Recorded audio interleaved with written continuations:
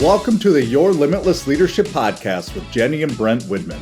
Here, we believe leadership isn't just about titles. It's about how you show up in every aspect of life. Whether you're leading a business, building a legacy as an entrepreneur, guiding your family, or striving to lead yourself first, this podcast is for you. Join us as we dive into real conversations about growth, decision-making, and the courage it takes to lead with purpose.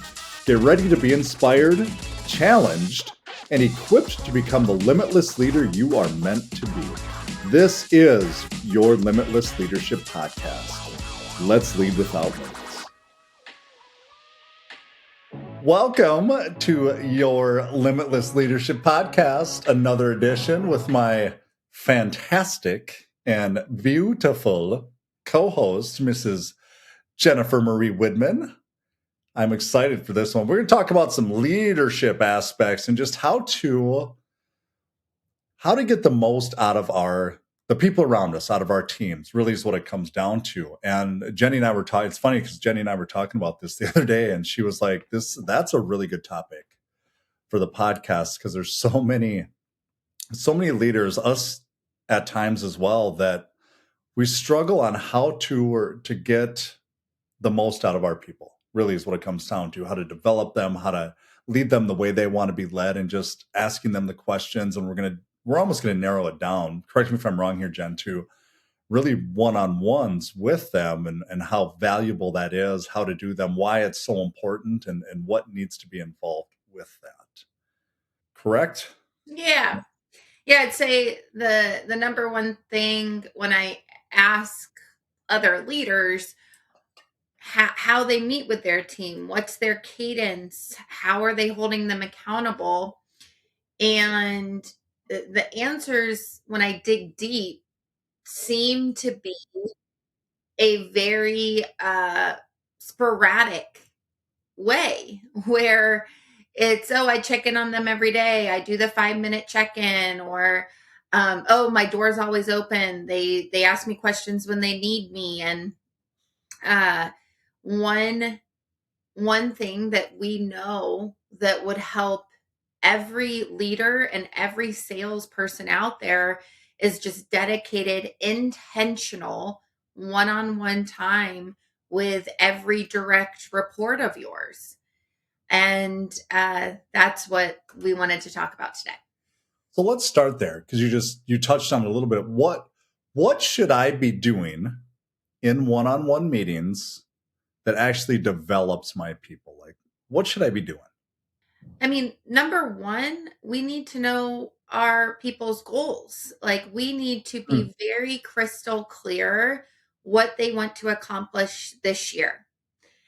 For some people, it is a money-driven goal. For other people, it's a recognition-driven goal. And then for others, it's just a lifestyle that they want to live goal. And a lifestyle goal does come back to, well, how much money do you need to have coming in to be able to go on that vacation, or to be able to get that second home that you want? Like, we need to be very clear on each person's specific goals going into a one-on-one meeting, because then you're not micromanaging that person. You're holding them to what they say they want to do for the year.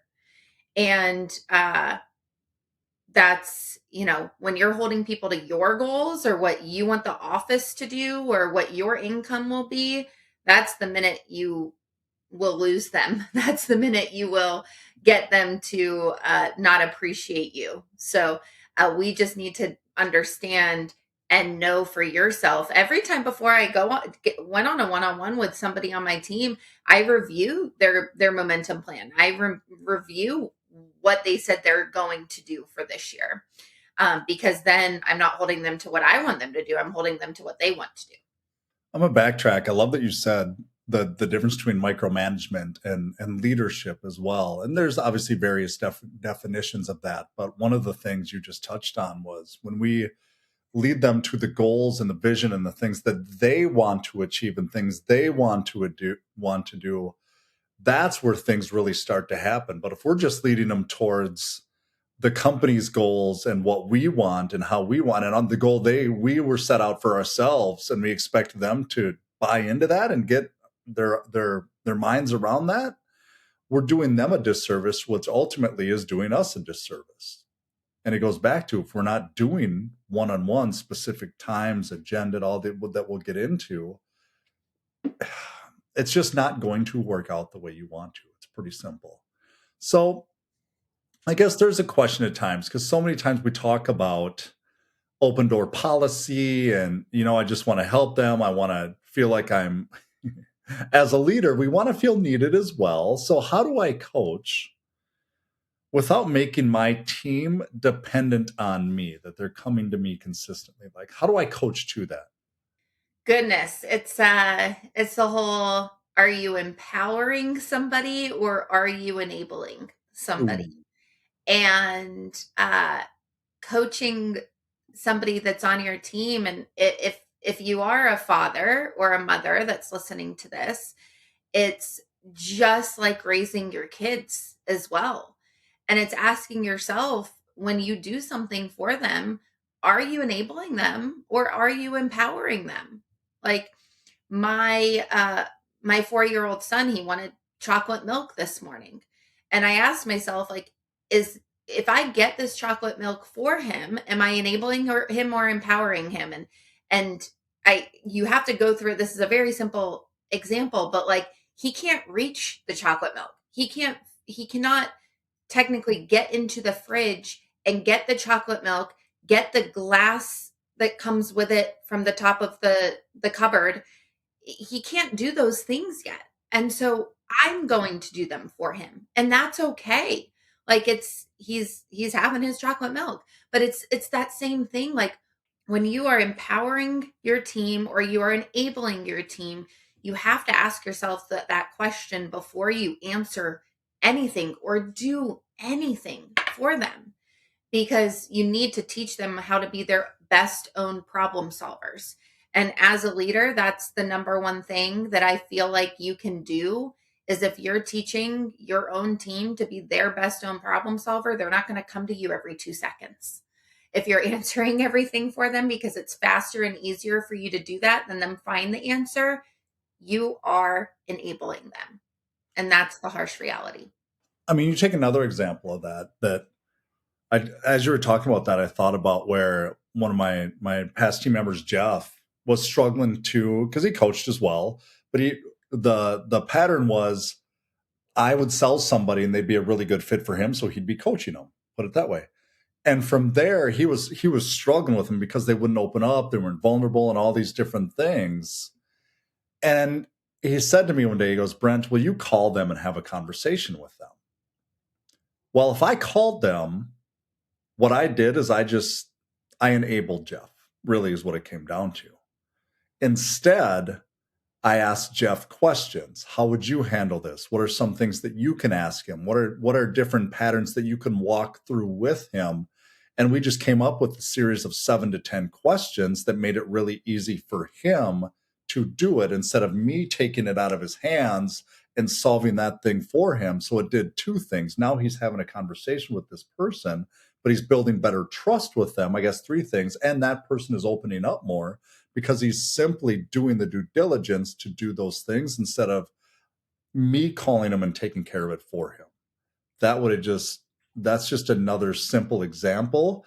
Whether they're looking for something or need something or want something from you or what have you, are we asking them if they can do it themselves first? We're not shying away from it, but we're helping them. We're doing them a disservice, and that's a way to look at it if we just answer these questions for them. So I guess maybe there's the next thing, Jen. And as we lead into this, how do I structure a one-on-one so they don't turn into this dump session or I'm struggling session or just a vent session? What should be my agenda, or how should I lay that out? This is going to be a loaded answer, but the plain and simple aspect of it is, if you don't have a structure on a one-on-one, start there. Okay. And there's 5 parts to a really good one-on-one. Share good news, review their numbers, their activity numbers, review their action item that they had from the last meeting that you had with them, coach one thing technical or one thing emotional, not both. End with action items and when your next one-on-one is. So 5 parts to a really good one-on-one meeting. But when you encourage and ask at the very beginning, what's some good news you can share from our last meeting to now? Right then, you are training them to look at the positives. Like top producers know themselves. They know the habits that they form to get where they are. 90% of the time when you ask for good news, they're going to go straight to results. And if they don't have results, they're going to go straight to the negative. So you need to encourage, no, what is one thing that went well personally and professionally since last time we met? I want to know. Why do you think that happened? How did you ask for that referral? What happened in that meeting? How did you close? What were some closes you used? Like they're going to tell you the result good news, but dig deeper. Ask those second and third level questions. Tell me more about that, because then you're getting them to recognize not only what they're doing well, but things that they can start implementing every single day to do better. And so, first and foremost, ask the good news, because, like you said, people will typically go into the negatives, and we don't need this to be a vent session. With that being said, if someone needs to vent, please vent to me as your leader. Like, we need to puke up. We need to, what I mean by puking up is we don't want that person to go back and complain to all of the other agents. We don't need that person to go back and complain to their spouse, their significant other, their best friend, and create this negative aura around their career and their job. If anything, you want them to puke to you, you want them to vent to you because you can handle it. You have felt that way probably before, and you know how to coach differently so they can see the positive signs of what they're going through. But first and foremost, is that good news? Can you keep going the 1 through 5 steps? Because I love that you touched on that. Just basics of what we should do and why we should do in each one of those 5 steps. Yeah. With, whether it's good news or puking, no matter what's the situation, do not let more than 5 to 7 minutes go on from that, from that good news. Like, we need to cut that off because we need to get to the next section, which the next section is bring up their controllable activities. Like, you need to be in the numbers. And I know that there's some people on this call that's probably saying to yourself, oh, I'm not a numbers person. Oh, I'm not a data person. Oh, I don't, that's not me. And then there's some people on this call that's probably like, oh, I love the numbers. Give me all the numbers. I don't know who I'm speaking to right now, but at the end of the day, we need to bring up their numbers. It's February 9th right now. If I had a one-on-one with a team member today, I want February 1st to the 9th. I want the last time that I spoke to them to now. And I want to know how many calls they did, how many appointments they set, how many appointments did they run, how many people did they have an opportunity to close, how many people did they ask referrals for, how many referrals did they get, what types of closes did they use, any type of tracking system that you have in place, you need to pull it up. I know that there's some companies that have perfect tracking systems in place. There are some companies that don't yet. There are some companies that have the perfect tracking system in place, but their people are not filling out their numbers, right? There's all across the board. But your number one job as a sales leader is to create the buy-in that activity creates results. And so you cannot coach on an activity without knowing what activity they need the most. Yep. There are some people out there that are complete dial dummies and they're making all the phone calls in the world. And then when you look at how many people they actually speak to, they're speaking to no one. So what does that mean? They need help with referrals. They need help with figuring out who to call on. They need to just like get people on the phone, get decision makers on the phone. They're just calling aimlessly, and that's not what we want people to be doing. So they need to work smarter, not harder, right? So numbers tell a story, and it's your job as that leader to really understand the story that the numbers are telling you with this person. It also gives you an opportunity to give affirmation to this person. It gives you opportunity to see if this person can coach at your next sales training a 15-minute part on making phone calls because they're so good at it, right?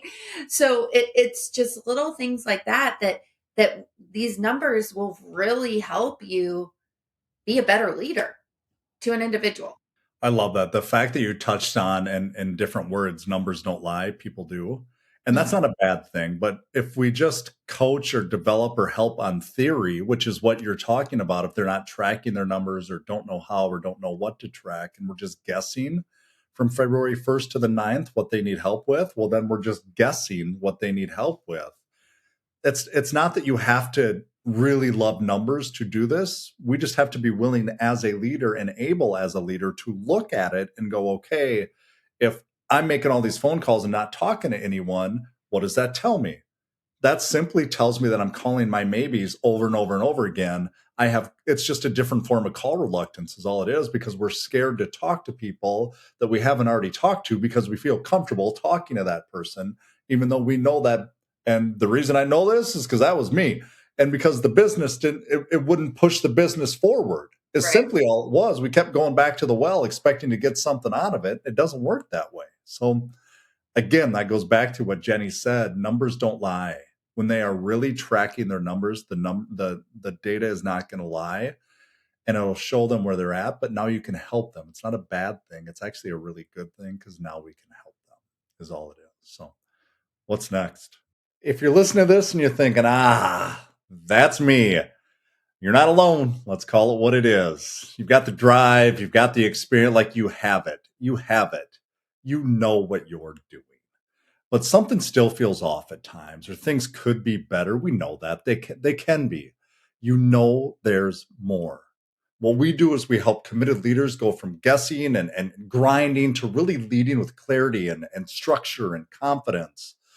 We're offering complimentary DNA strategy calls. We're going to evaluate how you're leading, where performance might be breaking down. It happens. And what really needs to tighten up within your business, within your leadership, within those people around you. Then we're going to take this next step. And what we're going to do is build accountability, the skills, and the systems to create that consistent or those consistent results around it. If you're open to digging in a little bit, the link is below in the show notes. Just book your DNAcall.com and we will find time for you and we will dig in with you. All right, let's get back to it. We need to give action items. I don't know what else, some people think it's homework, some people think it's like another thing that you can call it that I know Brent's called it before is like your focus. Like we need to give some type of focus, some type of action item after we speak to someone on a one-on-one. And the reason why you do this is because what you promote and what you focus on, you'll get more of.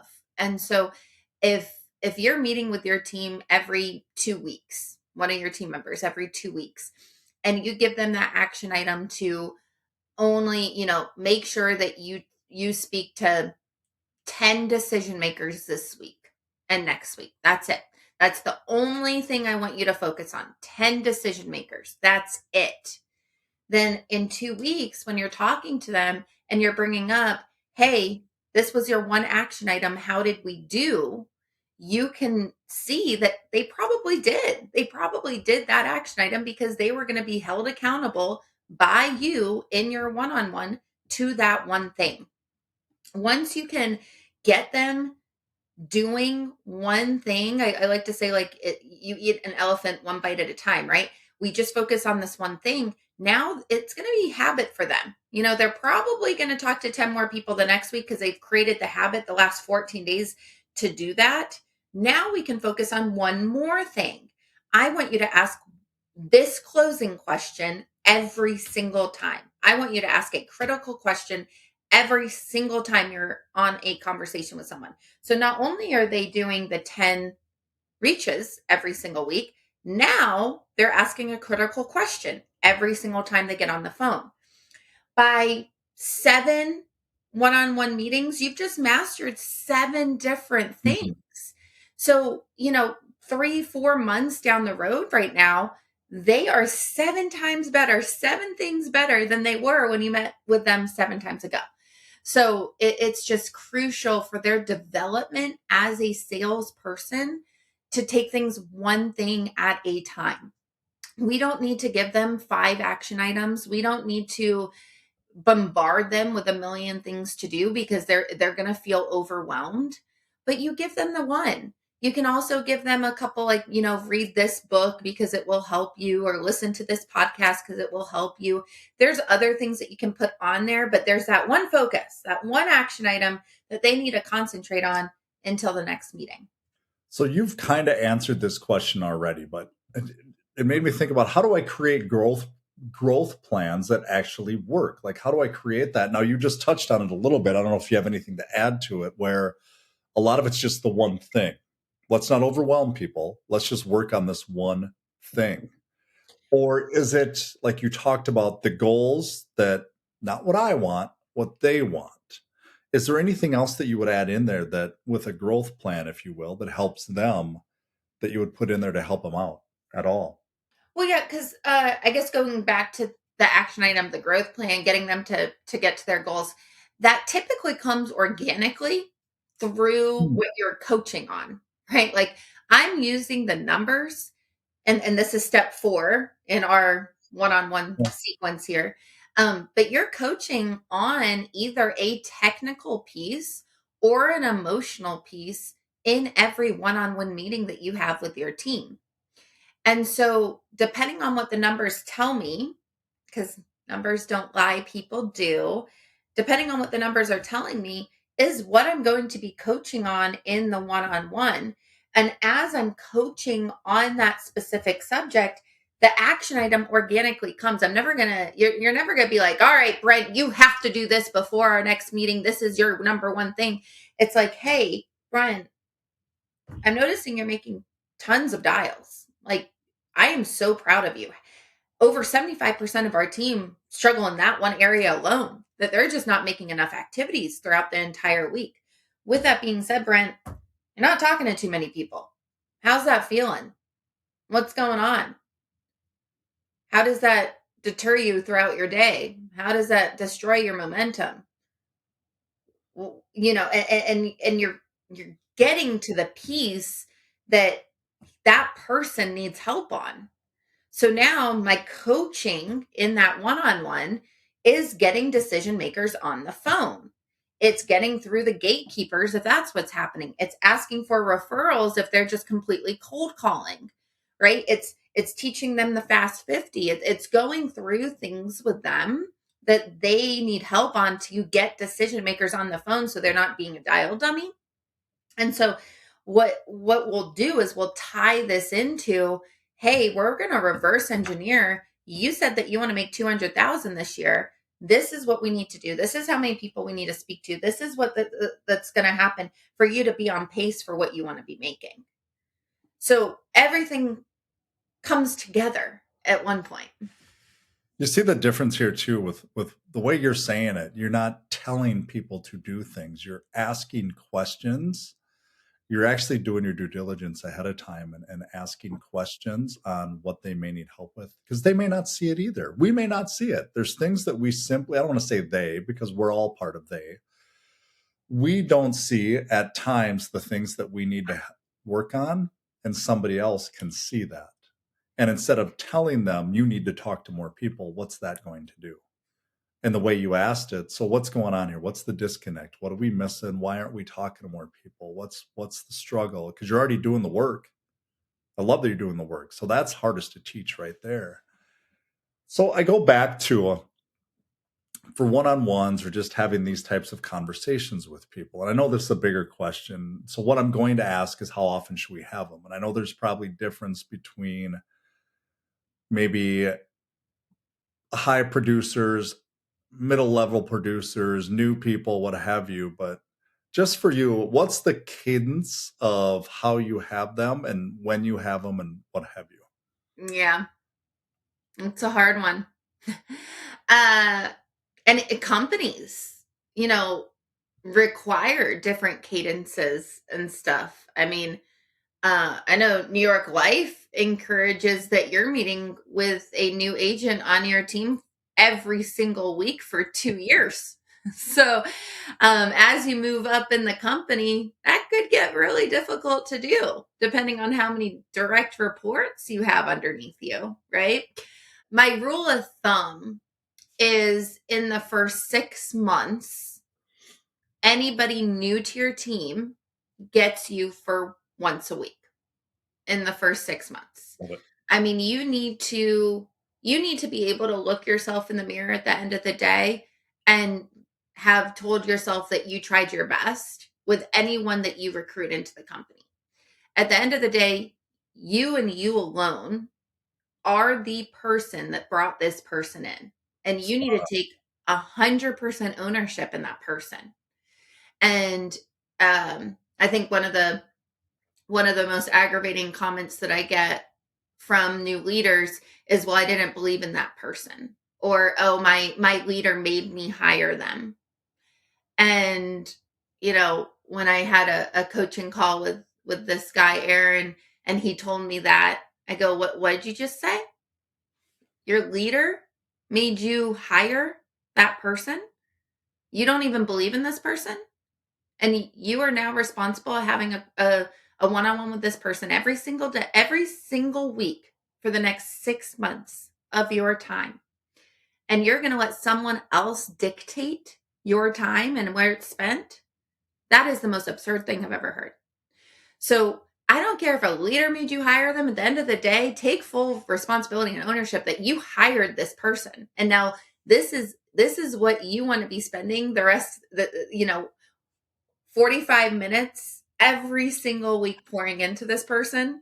And if it is draining your mental energy and your mental cup, you should not have hired that person in the first place. Sorry, I am getting passionate because that really does irritate me. Like, you are their leader, whether you like it or not. And you shouldn't be putting somebody on your team just for a bump, just for a pay increase, just for whatever. But you should be pouring into them. And I have to say, I haven't, no one's really mastered who is going to be successful. There are people that I've hired in the past that shocked me that were successful. And there are some people that I was like, this guy's going to blow it out of the water. And no, not at all. So sometimes you just got to take a chance on someone because you see something in them. But ask yourself 2 questions before you ever hire anybody on your team. The first question you need to ask yourself is, would I trust this person to babysit my child? Ooh. My 2-year-old at home? Would I leave overnight for a date night with Brent, and leave my 2-year-old son at home with this person overnight? If that is not an absolute yes, this person is not going on my team. The second question I ask myself, what I would ask you, is, would I sit next to this person on a 24-hour flight and take the middle seat? Would I do it? Would this person annoy me? Would I be intrigued? Would I want to hear their story? Would they understand boundaries of my sleep time? Would I sit next to them? And if you can't say yes to those 2 questions, I would not hire that person on my team ever. And I wouldn't allow someone to tell me that I had to. So what are those questions for you? And if you don't have them, use my 2. But, I'm forgetting what the question is right now because I'm going on a tangent. But I have 2 more for you that I was taught. Can you sit beside this person for 40 hours a week? And if you go no, or don't hire them. Don't hire them, because that's going to make you And it sounds bad, but that's going to make you miserable. And the other one is, I got asked this years ago because we obviously in our world, just like you would, let's say in insurance or whatever, you're passing clients on or you're helping them or shadowing or joint work or whatever it is.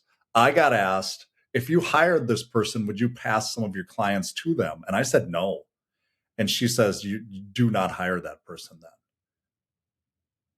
I'm doing them a disservice, is what I'm doing. If I hire somebody and I'm not doing one-on-ones with them, I'm not developing them, I'm not asking these questions, I'm not digging in with them, they are a human, they are a person, and they're looking to you as their leader to help guide them, develop them, even if they're stubborn or what have you, or if they're the easiest person on earth. There are things there that they need help with. And that is up to us. When we hire somebody, we are taking on that responsibility. That is on us. And that's why we're talking about this today, is those are the things we need to look at instead of, they'll figure it out because we figured it out. Well, I got news for you. You didn't just figure it out. If you took a step back and looked around you, how many people helped you just figure it out? And I think that's what we miss as leaders. And I've been guilty of saying that. Well, I figured it out. They should be able to figure it out. I didn't just figure it out. Jenny helped me, or Ron, or Steve, or Dustin, or whoever, right? The names you can rattle off. The people that helped you are the people that helped you. We didn't just figure it out. We took their guidance, that is exactly what you are as a leader. You are that person to guide them and help them and develop them. And I'm going on a rant here, just like Jenny did, but you can see we're passionate in this because we've hired people that have not worked out. We have hired people that have blown it out of the water. We have hired people that we probably shouldn't have. Learn from those mistakes, but learn from the things that go well too at the same time. It's not always that's the reinforcement part of it too. So I don't know. After the 6 months, anybody that is new to your team weekly for the first 6 months, anyone that gets promoted underneath you, let's say that they were a salesperson, they got promoted to a leadership promotion. I would take that in the same cadence I would take someone I just hired, because you need a one-on-one with completely different skill sets, or come to Leaders Society and delegate it out. But that's what someone needs to. And then as far as after the 6 months, you're going to be able to tell what type of cadence this person needs. And anyone from 6 months through 5 years, I say every other week is good if they are producing. And maybe it's not producing, but let's just say working. If they're putting in the numbers, if they're trying, if they're giving their dead level best every single week, or on average every single week, then I would say they go to an every other week cadence for that 45 minutes. Now, if they are not, and you've given them weekly support for the first 6 months and they are just draining, they are not doing very well, then that's where I'm coaching them probably out, where they will self-eject. But I'll go down to a once a month cadence, and that's okay too, because they still get the other support too. But it's that people that are in your bottom 20%, you do not need to spend 2 times a month with them. You don't.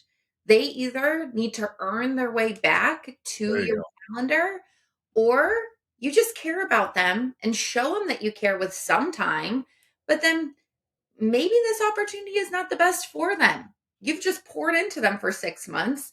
It's okay. It's okay to coach them out. So, I always say we never want to fire people. We want them to self-eject. That is the first rule of thumb when it comes to great leadership. It's making sure that other people don't feel like they're going to be the next to go, but making sure that people feel like they care. One of my friends, she is a new leader for a new company, and her name's Amanda. She's a great person in and out. Such a hard worker too. And she told me that she had to do her first PRP the other day. And I texted her back. I was like, "Oh my gosh, that's amazing." And she's like, why is that amazing? And I was like, don't you understand what a PRP is? Like, what's your take on a PRP? And she was like, well, I was just like so nervous because, I had to get go down on this person in a bad way and tell him what he was doing wrong and all that type of stuff. And whether you call it a PRP or a PIP, it doesn't matter. But, it's a performance recovery plan or a performance improvement plan. And that middle word is the most important. Like the job of a PRP or PIP is to improve them, is to recover them. It's a good thing because it's helping them see that you care about them and that you're putting things in place to make sure that they understand that you care about them. The job of a successful PRP is to improve them and recover them. And if they don't, after these benchmarks and extra accountability and stuff, they're going to see, you know what, Amanda, this job isn't for me. I don't need to be here, do I? And then it's a really great self-ejection conversation because the guy sees this opportunity isn't for me anymore. I So, that you yeah. touched on that. That is fantastic because that's so many of us look at a PRP or PIP that it's a negative thing, that it's our chance to get rid of this person, blah, blah. It's not. It's our chance to develop these people. That's really what it's. Same thing with a one-on-one is what it comes down to. I go back to just simple, trivial things too with one-on-ones. Don't reschedule them last minute. Just don't. Because what you're doing as a leader is you're telling them they're not important. You're not as important as the thing that you have on your calendar. You know what's coming up 24 hours, 48 hours a week. Give them advance. Set that standard that you give at least 24 hours in advance to reschedule. And you do the rescheduling. Don't leave it up to them. Okay. The other thing that I was taught very simply is when they reschedule. Jenny knows this story. I rescheduled last minute one time on my leader. I had a one-on-one with her at 4:00 every Monday, the first 6 months, like she talked about. And I wasn't happy where I was at, and I was struggling, and my mindset was kind of crap and all these different things. And about 10 minutes before, I made up some excuse that I had to reschedule. And she goes, nope, you don't get to reschedule. And then we got on the call and she says, that does not happen again. And I'll tell you what, that was over 13 years ago. And I've used that time and time again to set expectations for people that doesn't happen. That's how we learn from people and how important these are, because even if they're going through something, if they're struggling or if things aren't going the way that's what you're there for. And it changes the whole mentality. They can walk out of that one-on-one or that meeting and just be on top of the world because you help them with things that maybe they didn't see. Again, it goes back to you are doing them a disservice if you're allowing them to cancel, but you're also doing them a disservice if you're not doing these and helping them. Stop with I have the open door policy that they can pop in whenever they want to. That's not dedicated time. That's not their time. That is in passing time. Change that. It's that simple. So I had to add that in there. Sorry. Okay. Thank you so much for being on here. I hope this truly helps. It's things we learn along the way. And this is one of those things that if you really want to establish a fantastic team, if you want to help them with their goals, their vision, the things they want to accomplish and the things they want to do, I mean, simply watch this time and time again and go back and listen to the things that Jenny talked about on how to do it, the 5 things, what have you. You can find us, like she talked about, at dnacall.com to make this really easy. And we do have a leadership society that we will help train, develop, and coach your leaders for and with you. So I just don't want to say for you because you have input on that, but that is why we do this at dnacall.com. So thank you for listening. I appreciate it. Thanks for joining us on the Your Limitless Leadership Podcast with Jenny and Brent Widman. We hope today's conversation inspired you to think differently about leadership, not just in your career, but in every part of your life. Remember, leadership starts with leading yourself first. It's about taking action, making bold decisions, and showing up with purpose. Now, it's time to take what you've heard today and put it into practice. Whether it's in your business, your community, your family, or your own personal growth, start leading without limits. You have the power to become the leader you're meant to be.